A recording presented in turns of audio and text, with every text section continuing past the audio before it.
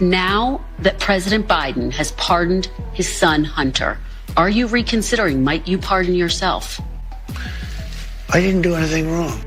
Why didn't they steal this election, since they have more power now? Because I think it was too big to rig. When I look at my life right now, and I ask myself, which political party has made my life worse? It's not the Republican Party. Okay, this is in relation to some comments that you've made on Facebook. I'm going to be arrested for posting on Facebook. Some comments that are offensive. Donald Trump just gave his first sit-down interview since winning the election. He sat down with NBC's Kristen Welker, and it was a blockbuster.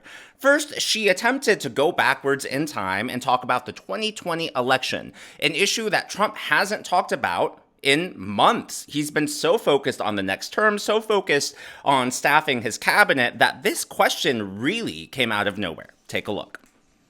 Sir, I don't have to tell you this because you've talked about it. It comes at a time when the country is deeply divided. And now you're going to be leading this country for the next 4 years. For the sake of unifying this country, will you concede the 2020 election and turn the page on that chapter? No. No, why would I do that? But let me just tell you, when you say the country is deeply divided, I'm not the president. Joe Biden's the president. But you're going to be the president. No.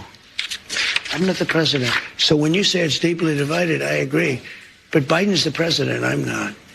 And he has been a divider. And you know where he divided it more than anything else, and it probably backfired on him, I think definitely, is weaponization. When he weaponized the Justice Department and he went after his political opponent, me. He went after his political opponent violently because he knew he couldn't beat him. And I think it really was a bad thing. And it really divided our country. Sir, Democrats have control of the White House now. They didn't in 2020. If they are going around stealing elections, why when you didn't say they Democrats have control now of the White House? Yeah. So why didn't they steal this election, since they have more power now? Because I think it was too big to rig. So you won't... Too big to rig. To the people who say that you're now directing your Justice Department to investigate 2020, and they want to move on. Very capable. I think Pam is going to be great. Precious resources. By the way, is that what you want them to do? Just so you know, I have the right to do that, but I'm not interested in that. Oh, you're not. You're not going to do that. I'm not interested. Okay. I have the absolute right. I'm the chief law enforcement officer. You do know that. I'm the president. But I'm not interested in that. You know what I'm interested in? Drilling and getting prices down and stopping people from pouring into our border that come from prisons and mental institutions. Kristen Welker and all you other leftist liberal journalists out there, if the American voters were really upset about Trump not conceding the 2020 election, do you really think they would have delivered this historic mandate? And yes, I get that historians and Democrats are trying to put Trump's win into historical context, and they're trying to minimize it in that way. But they're leaving out the current context, which is how polarized our nation is, how politically divided and how tribal everything has gotten. So even if Trump's win doesn't rank among the top 10 most historical landslides, in today's context, the fact that he won not just the Electoral College, but the popular vote, and voters delivered Republicans a trifecta in the national federal government, that's huge. So yes, Kristen Welker, I think we need to turn the page, but perhaps it's you and your cronies who need to turn the page. Now, obviously, the largest political story of the last week and a half is Joe Biden pardoning his son, and Kristen Welker went there. She asked Donald Trump if he would pardon himself, and I thought his response was brilliant. I asked you last time we sat down for an interview if you were going to pardon yourself. You said no. But now that President Biden has pardoned his son, Hunter, are you reconsidering? Might you pardon yourself? I didn't do anything wrong. I was given the option. And the lawyers told me, a very specific lawyer, I don't have to go into who, but very high up in the administration said, sir, if you pardon yourself, you're going to look guilty. And you did nothing wrong. Oh, I had that option. I could have saved myself a lot of legal fees. But it turned out that I was right. Look at what's gone on. Everything's being dropped. I still have a Fani Willis, a total hoax. That's a total hoax. It's all being dropped. I think that was great. And that is exactly what I said when Joe Biden pardoned Hunter. I said that I think the pardon was a soft confession. Why would you pardon someone if they're totally innocent? And I don't think that there should be blanket pardons, such as and preemptive pardons, such as for Adam Schiff, Liz Cheney. They haven't been charged. They haven't been indicted. There's been no investigations into them. Why would you pardon them, Joe Biden? And I think that that's what Trump is saying. If you're innocent, if you've done nothing wrong, why would you pardon yourself? To me, again, I think that it really is a type of soft confession. So I love that he's standing strong there. Now, Democrats have been really worried that Trump is going to be on this revenge tour. That was the crux of their argument, that he was going to be a fascist and an authoritarian, right? That he would jail all his political opponents, that he would silence his opponents in the media, and all of that nonsense. And Kristen Welker definitely wanted to trap Trump. She wanted to gotcha him in that moment. And Trump proved that there really is no revenge, no retribution on his radar. He's focused on his next term and delivering on those promises. When I listened to this clip, it couldn't be any clearer. If they think that somebody was dishonest or crooked or a corrupt politician, I think he probably has an obligation to do it. But are you going to direct him to do it? No, not at all. Not at all. We have two great people there. We have him and we have Pam. And Pam Bondi has been like a rocket ship. She's very popular and very good and very fair. And Kash Patel is very fair. I'll tell you, I thought Kash may be difficult because he's, a strong conservative voice. And I don't know of anybody that's not singing his praises. The other day I was watching, and Trey Gowdy, who's a moderate person and very smart and very respected in the party, he's Kash's biggest fan. He said, this is the most misunderstood man in politics. He's great. I guess they worked together on the Russia hoax or something. And speaking of Kash Patel, so the current FBI director, Christopher Wray, I believe, just off the top of my mind, I think the FBI director terms it's either 8 years or 10 years. It's something like that. And usually they serve out their entire term and then they get nominated and replaced. And so that's been a lot of controversy in terms of Kash Patel, that Trump would fire Christopher Wray and then nominate and appoint someone else in his stead before Wray's term is up. But my argument is that the president is the chief executive. They're in charge of the entire executive branch. CEOs and bosses and managers, aren't they allowed to fire their staff? Aren't they allowed to dictate who works underneath them and carries out their mandate? I mean, there is no law that says Trump can't fire Christopher Wray, and they did spend the next minute discussing Wray's fate. Are you going to fire the current FBI director, Christopher Wray, who you appointed? Well, I can't say I'm thrilled with him. He invaded my home. I'm suing the country over it. He invaded Mar-a-Lago. I'm very unhappy with the things he's done. And crime is at an all-time high. Migrants are pouring into the country that are from prisons and from mental institutions, as we've discussed. I can't say I'm thrilled. I don't want to be Joe Biden and give you an answer and then do the exact opposite. We're going to talk about So that, I'm not going to do that. What I'm going to say is I certainly cannot be happy with him. You take a look at what's happened. And then when I was shot in the ear, he said, oh, maybe it was shrapnel. Where's the shrapnel coming from? Is it coming from heaven? I don't think so. So we need somebody to straighten. I have a lot of respect for the FBI, but the FBI's respect has gone way down over the last number of years. Don't you have to fire him in order to make room for Kash Patel if he is, in fact, confirmed? Well, I mean, it would sort of seem pretty obvious that if Kash gets in, he's going to be taking somebody's place, right? And somebody is the man that you're talking about. Two things I want to point out. Number one, I always, until I see him in interviews and formats that aren't necessarily scripted on the campaign trail, Trump always reminds me about his sense of humor. So obviously that, but then when he was at Notre Dame for the reopening, Jill Biden sat next to Trump and there were a lot of rumors. Oh, did Jill and Joe vote for Trump? Because she looked really thrilled. Well, Trump actually has a line of perfumes, and he turned that moment into an ad, and this is what it looks like. And he posted this himself on Truth Social. Here are my new Trump perfumes and colognes, a fragrance your enemies can't resist. I think that's just absolutely hilarious and proves his humor. Now, point number 2 I would want to make is earlier in the interview, Kristen Welker talked about, is Trump going to go after his enemies? Is there going to be retribution and revenge?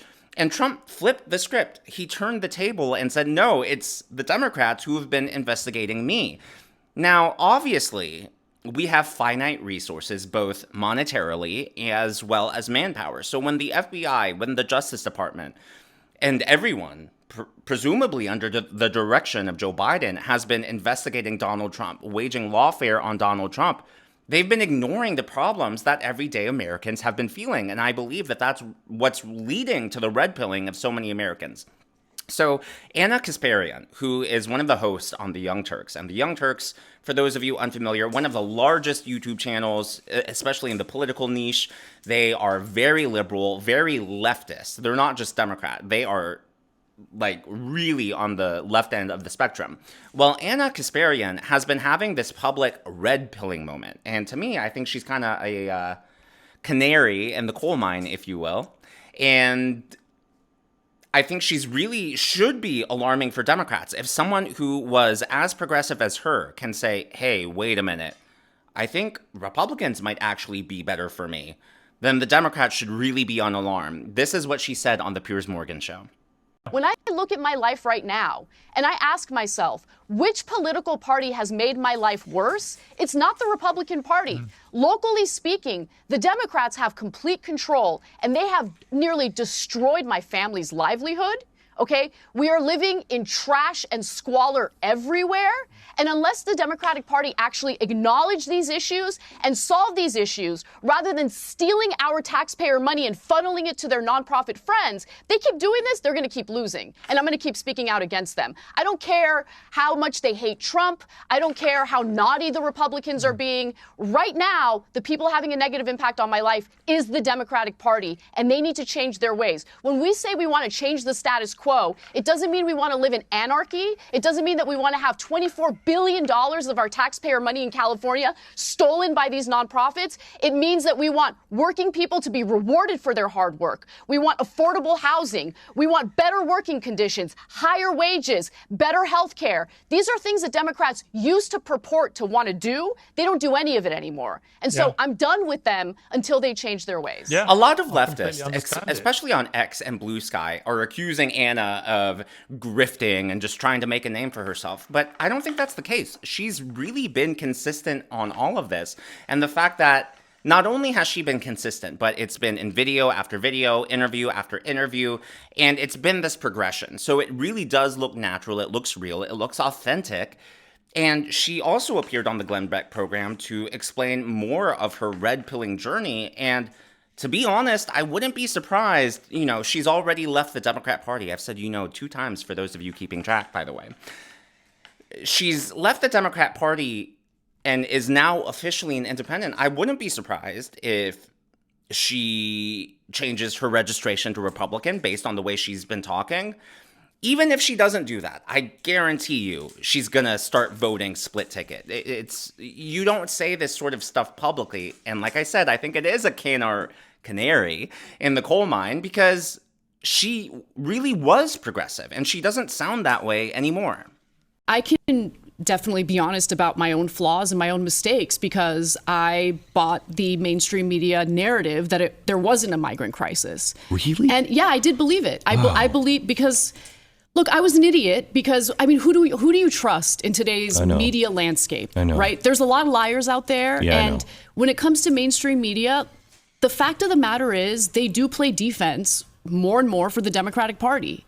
And that's an issue because there was a time when that didn't happen. And so I still believed in their good faith reporting, even though it turns out, a lot of these reports would omit really important details about what's really going on. And so it wasn't until Texas Governor Greg Abbott started busing or sending migrants to blue cities where that woke me up. That woke a lot of people up. And suddenly Why? America realizes, oh, there is a migrant crisis. Why did that wake you up? Well, because all of a sudden you're seeing migrants sleeping on the floor in the police department in Chicago because they don't have shelter for these people, right? You're seeing, these. I love watching streams of city council meetings because that's how you understand what's really going on in these cities, right? These are real people who live there and they get their opportunity to speak. Chicago's been an amazing thing to watch. Wild. Yeah. I mean, I watch every city council meeting from Chicago because it's crazy. Incredible. Yeah. And for me, rather than relying on mainstream media reporting or anyone's reporting, to be quite honest with you, what I'll do is I'll go out of my way and I'll watch, the entirety of a government function, local government function. I talk to real people and I get a sense of where hearts and minds really are. And so on election night, I wasn't surprised at all. I knew it was coming. I totally knew it was coming. I knew that Cook County was going to swing, I think it's about 8 percentage points toward Republicans. I knew LA County, and this is what I was surprised about. I did not expect Donald Trump to flip 10 counties in California from blue to red. But I guess I shouldn't have been surprised about that either, because when you look at the conditions that people are living in a Democrat-controlled state, well, yeah, you can understand why people are turning their backs on the Democratic Party.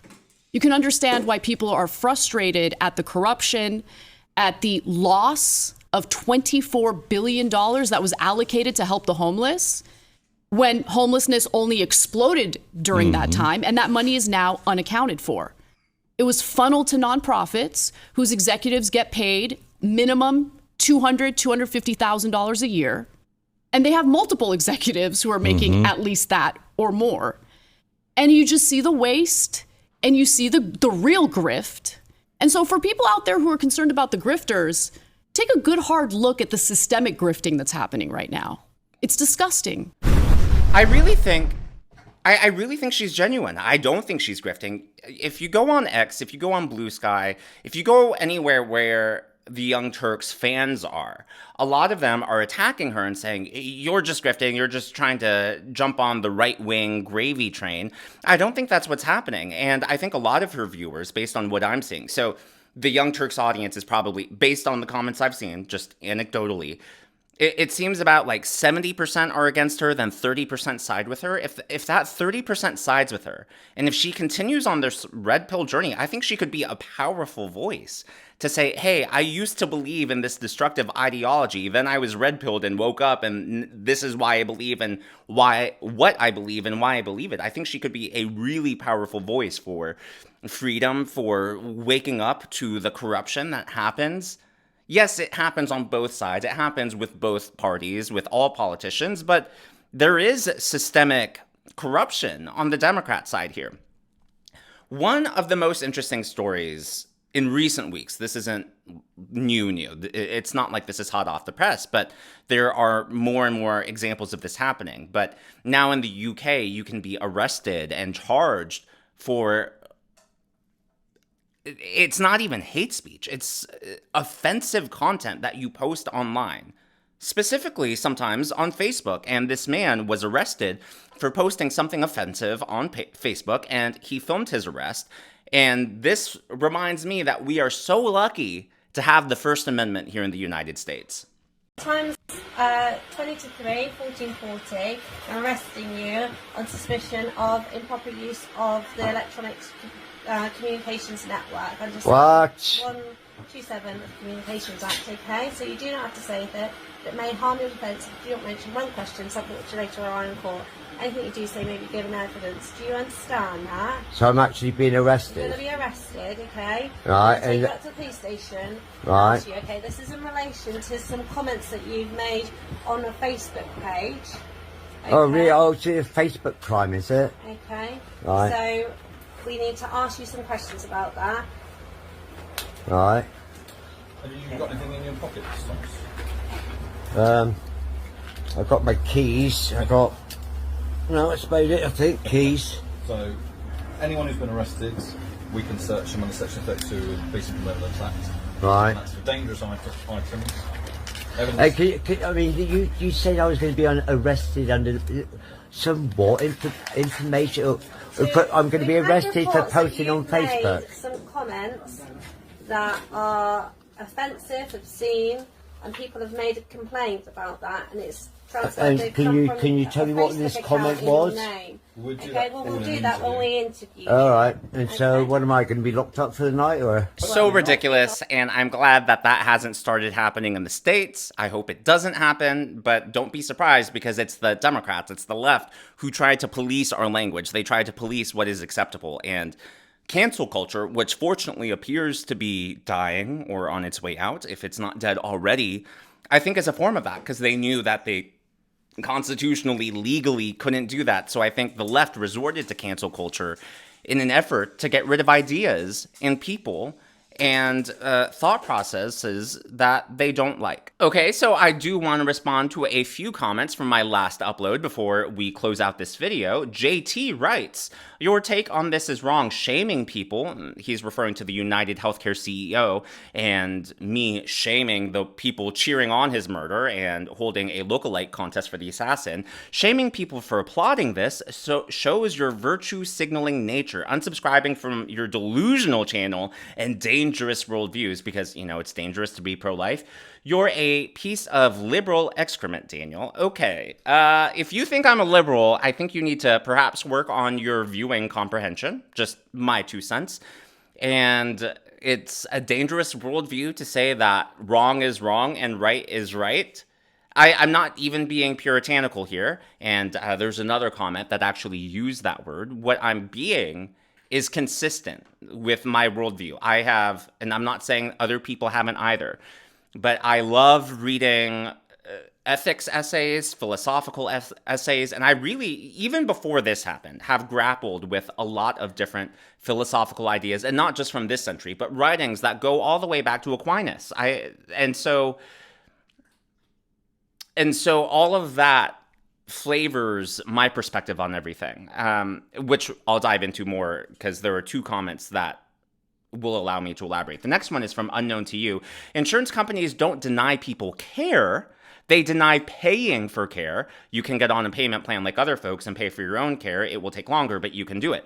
Now, that's not all. So, like, Unknown to You is right. The flip side of that argument, though, is what if you get a bill that costs hundreds of thousands of dollars or millions of dollars? For example, long-term cancer treatment and rehabilitation. That's when your bills can really add up on top of really expensive medications. And that leads me, I promise, I have a point, and these comments are all connected here.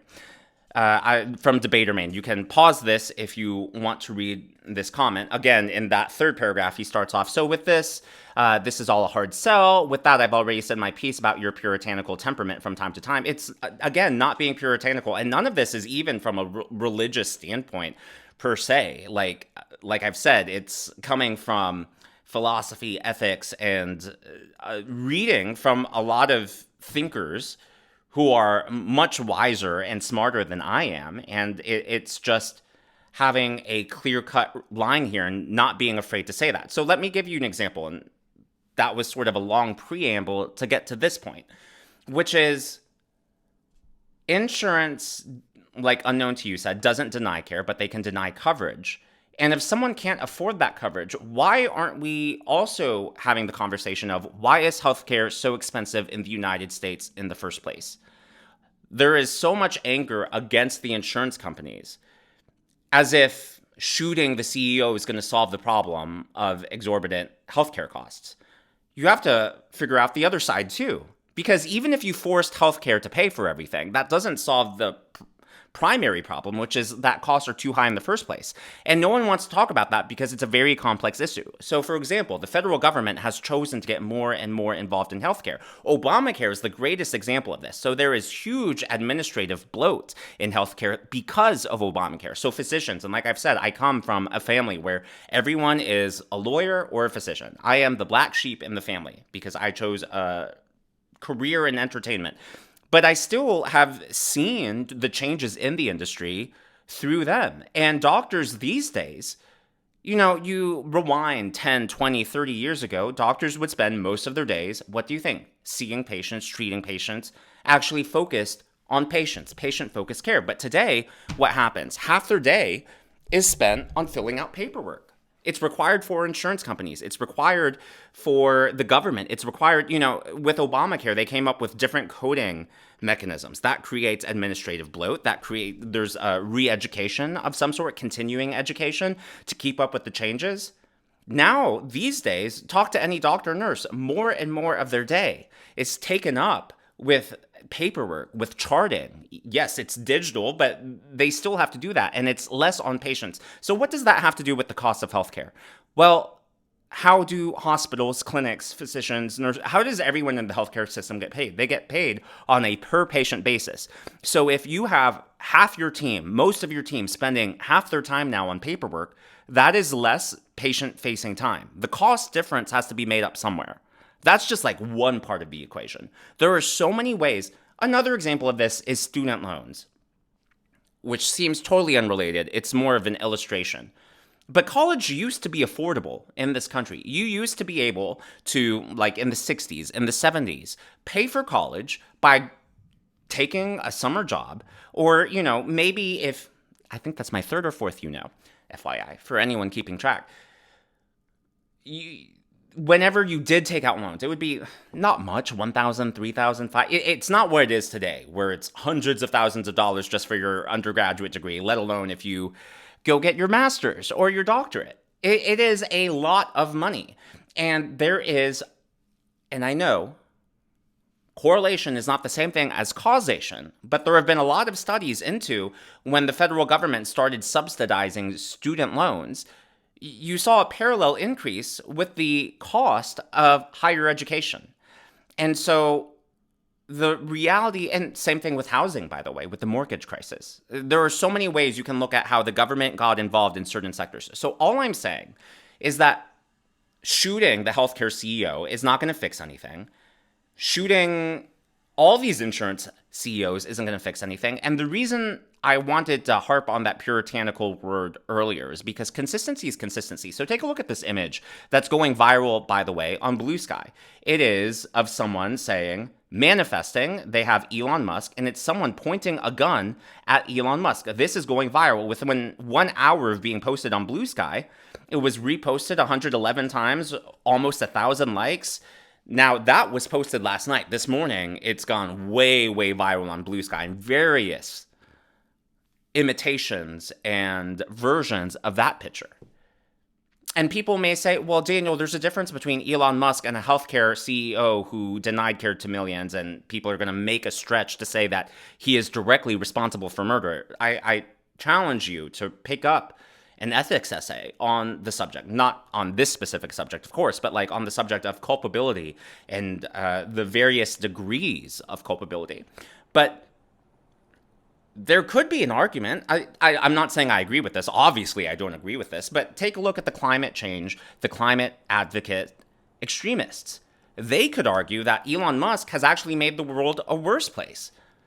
Yes, he has a company that focuses on electric vehicles, but the cost, both the pollution to create those batteries, the human cost, the labor it takes to do that, you could make an argument that Elon Musk has actually made the environment worse because of all these batteries. You could make, there are so many perverted ways of thinking that you could use against any billionaire. You could use it against Bill Gates. You could use it against Donald Trump.